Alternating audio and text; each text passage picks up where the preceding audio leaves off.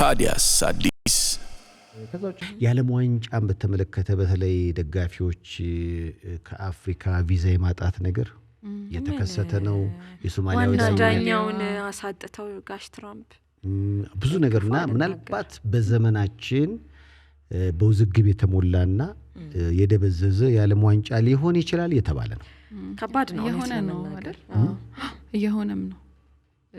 በጣም አነጋጋሪ ነበር። ትላንትም ያወራንበት ነበርና ያው እየተመለከትነው ነው ገና ከጅማሮ በተለይ ከቀናቶች በፊት እንደውም በተለያዩ ቅድመ ሁኔታዎች ሄዶ ጨዋታውን እንዲመራ ሊደረግ ይችላል የሚሉ ተስፋዎች ነበሩ። ሆኖም ግን ያው ትላንትና ላይ እዛ ተገኝቶ ያው ቀደም ብለው የሚደረጉ ቅድመ ዝግጅቶች ላይ ባለመገኘቱ ጨዋታ ላይ እንደማይሳተፍ መረጃዎችን ተመልክተን ነበረ።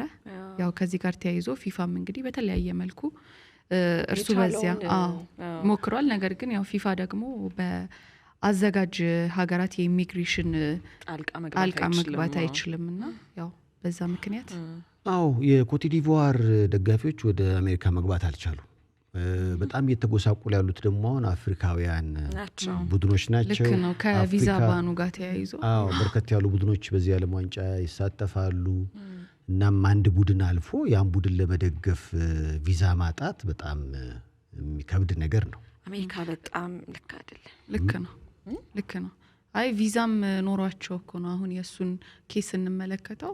ቪዛው ሁሉ ነገር ልክ ሆኖ ነገር ግን ያው አንዳንዴ ሶማሌ ያው የባንክ ተደረጉ ሀገራት መካከል በመሆኗ ነው። ያው የቀረቡ አማራጮች ነበሩ እንዳልኩት ትላንትም ስናነሳው ነበር።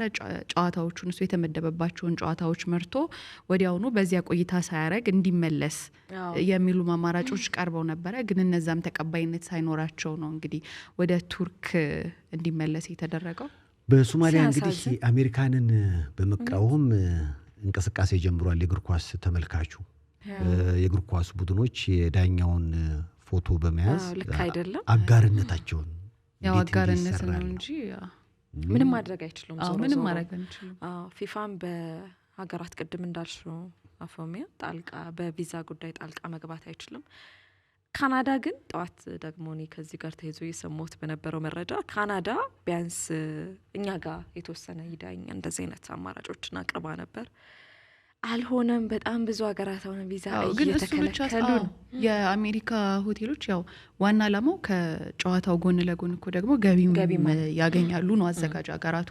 ግን ደግሞ አሜሪካ በሚጠበቀው ልክ እንግዶች እየገቡ እንዳልሆነ ነው እየሰማን የነበረው። እንደውም ሆቴሎች ዝግጁ የነበሩ ሆቴሎችም ብዙም እንግዶችን እየተቀበሉ ስላለመሆኑ እና ድባቡም እስከዚህም ስለመሆኑ መረጃዎችን ተመልክተናል ማለት ነው። ወይኔ ከኳታር ዓለም ዋንጫ በኋላ እንዲህ አይነት ልክ ያልሆነ ዋንጫ ይዘጋጅ።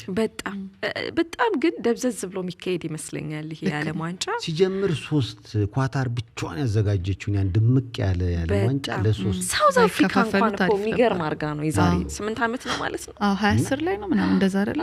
ሳውዝ አፍሪካ እንኳን እና ምናልባት እንግዲህ እነ ሜሲን የምንሰናበትበት እነ ክርስቲያኖ ሮናልዶን ቻው ብንልበት አመት ስለሆነ እነ ሉካ በመጨረሻቸው ነው መሰለኝ አይደል?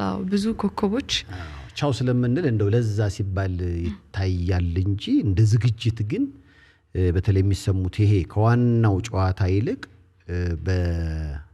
ይሄ ውዝግቦች በዙበት በጣም እንግዲህ ምናልባት ወደፊት ምን ይፈጠር ይሆን ነገራችኋለን። በያላችሁበት ጥሩ ጊዜ ነው። ኮካኮላ ይሄንን የዘንድሮን የዓለም ዋንጫ በስካይላይት የመክፈቻውን ፕሮግራም ያቀርባል ከዲኤስቲቪ ጋር በመተባበር። ዲኤስቲቪን በነገራችን ላይ ሙሉ ጨዋታውን የተመረጡ ቆንጆ ጨዋታዎችን ያስተላልፋል። ዲኤስቲቪም ተዘጋጅቶ ታጥቆ እየጠበቃችሁ ነው። በነገራችን ላይ የምታዩትን የዓለም ዋንጫ ከሱዳን ሲመጣ ከኢትዮጵያ ተመርጠው ከሱዳን ወደ ኢትዮጵያ የዓለም ዋንጫውን እንዲያመጡ ከተጋበዙት ሰዎች መሃል አንዱ እኔ ነበርኩኝ። መች ነው? የዛሬ 5 ወይ 6 ዓመት እውነት። እና ከዓለም ዋንጫ ጋር በኮካኮላ ፕሌን ከሱዳን እዚህ መተናል ማለት ነው። እና በጣም የሚገርመው የዓለም ዋንጫ ስፕሪት ዓለም ዋንጫው ይዞር ነበር ዓለምን። በተለይ ደግሞ ዘንድሮ ለምን እንዳልተደረገ አላቅም። ዋንጫውን ያላዩ ህዝቦች ዋንጫውን እንዲያዩ ነውና በሚሊኒየም አዳራሽ ከተካሄደ በፊት ነው በኋላ ነው የሚደረገው እሱ ነገር ኦኬ እና የዓለም ዋንጫ አጠገብ ቆሞ ፎቶ መነሳት አለኝ እኔም ፎቶ እና ብዙዎች በዛን አጋጣሚ ከዓለም ዋንጫ ጋር ፎቶ ዋናው ዋንጫ ነው የመጣው ኢትዮጵያ መጥቷል አዎ መጥቷል ኦኬ ዓለም እና እንግዲህ ሙሉውን ወርቅ ነው እንደምታዩት ፕሌን ውስጥ ሆነን መንካት አይቻልም ይመስለኛል አይደል መንካት አይቻልም ዋንጫ መንካት አይቻልም ለምን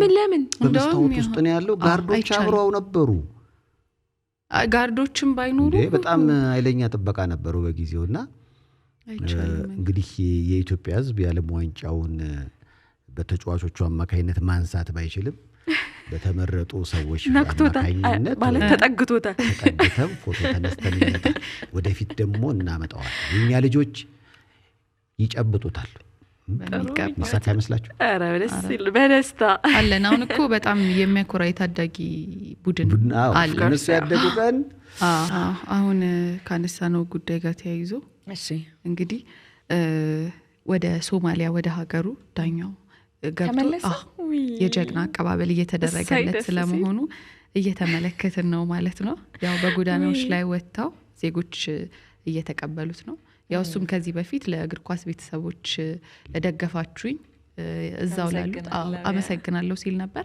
አሁን ደግሞ ያው እዛ ሞቃዲሾ ሲደርስ ያው በዋና ከተማዋ ላይ ወጣው ብዙዎች ባንዲራቸውን በመያዝ የጀግና አቀባበል ተደርጎለት ሀገሩ ገብታል የሚለው መረጃ እንግዲህ ወይኔ ዓለም ግን በጣም እኮ ይሄ በቃ ዲፕሎማሲ የሚባለው ነገር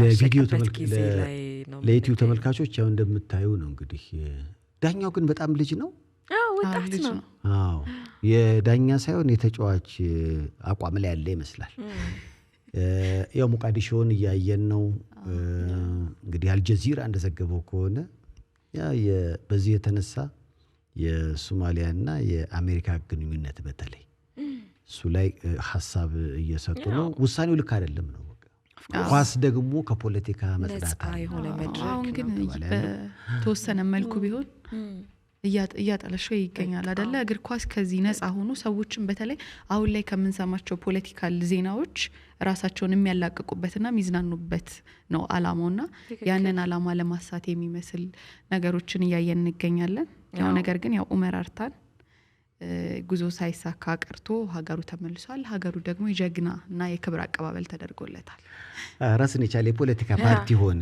በቃ ፖለቲሳይዝ ተደረገ ምክንያቱም ጉዳዩ ወደዛ ስለሄደ በያላችሁበት ጥሩ ጊዜ ነው የዘንድሮ የዓለም ዋንጫ እንግዲህ ከተጫዋቾች ዝግጅት አንፃር ከግምት አንፃር አሰላለፍ ምናምን አይደለም እየተወራ ያለው ማከማ የቡድን አባት ማን ሊያሸንፍ ይችላል እንትናንተን አለዋንጫ ነው አይደለም ማንና እናስገባ ኢራን ትውጣና ጣሊያን ትግባ በቃ ጭቅጭቁ አሁን ከሜዳ ውስጥ ካለው የ90 ደቂቃው ጉዳይ ወጥቶ ከዛው ውጭ ያሉ ጉዳዮች ላይ ነው ትኩረት እያደረገ ያለው ይሄ ሁሉ እንግዲህ የሆነ የዓለም ዋንጫ ሊጀመር የቀረው አንድ ቀን ብቻ ነው ነገ በዚህ ሰዓት እንግዲህ ሽርጉድ ይባላል ኳታር በጣም አርቃን የሰቀለችው የዓለም ዋንጫን ዝግጅት አጠቃላይ በቃ ምን ማለት ነው የዓለም ዋንጫ ክብር ከፍ ያለበት በበጀት ራሱ ትልቅ ገንዘብ ይወጣበት እንከን አልባ የሆነ የዓለም ዋንጫ እኔ በህይወቴ እንዲህ የዓለም ዋንጫ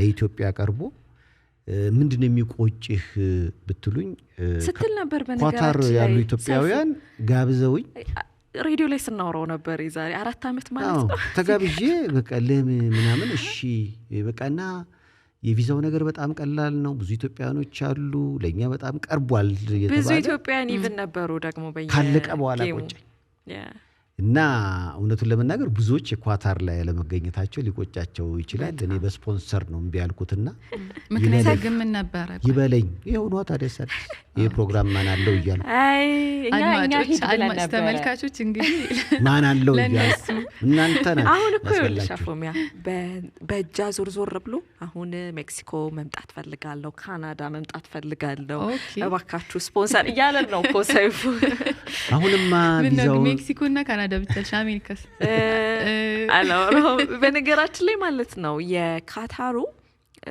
በግንባታ ወቅት በጣም ብዙ ሰዎች ህይወታቸው ያለፈበትም ማለት በብዙ ነገር እንደ ትልቅ ዜና መነሳት የሚችል የዓለም ዋንጫ